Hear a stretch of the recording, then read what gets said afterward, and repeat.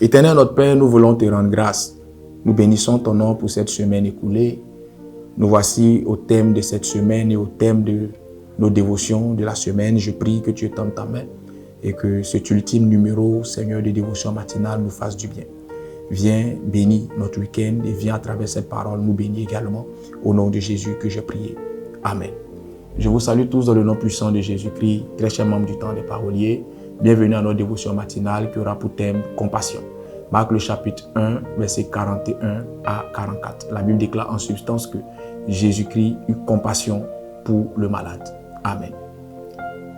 La compassion est ce sentiment qui vous amènera à vous sentir concerné par le malheur ou par la douleur ou par la détresse qui touche une personne.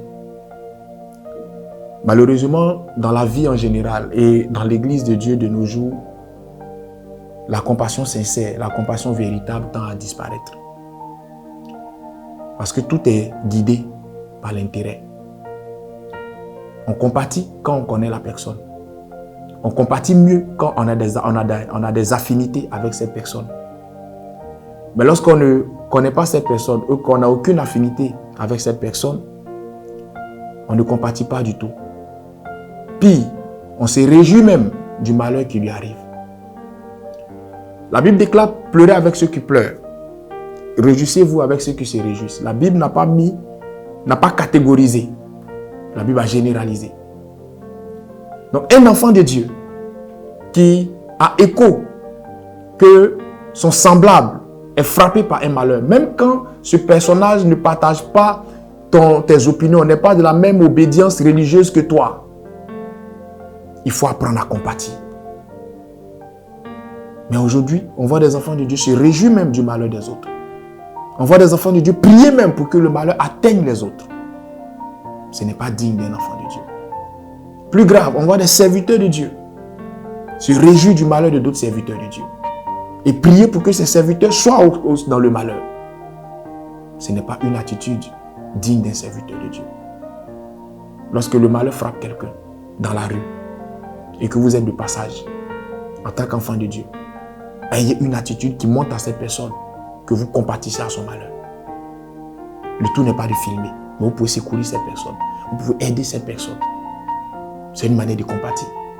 Lorsque vous avez écho que quelqu'un est touché par un malheur, même sur les réseaux sociaux, et que vous pouvez envoyer un message à cette personne, envoyez-lui ce message-là.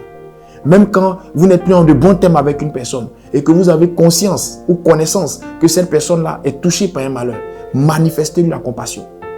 Si elle veut, elle n'a qu'à se gonfler. Si elle veut, elle n'a qu'à faire genre. Mais vous avez eu l'attitude digne d'un enfant de Dieu. Dans la vie, il y a deux choses qui doivent éveiller les bons sentiments d'un homme. Le malheur ou le bonheur. Peu importe la relation que vous avez avec une personne, quand cette personne est dans le malheur, manifestez-lui de la compassion. Quand cette personne est dans le bonheur, soutenez-la. Réjouissez-vous avec elle. La grandeur d'un homme se mesure aussi à partir de là.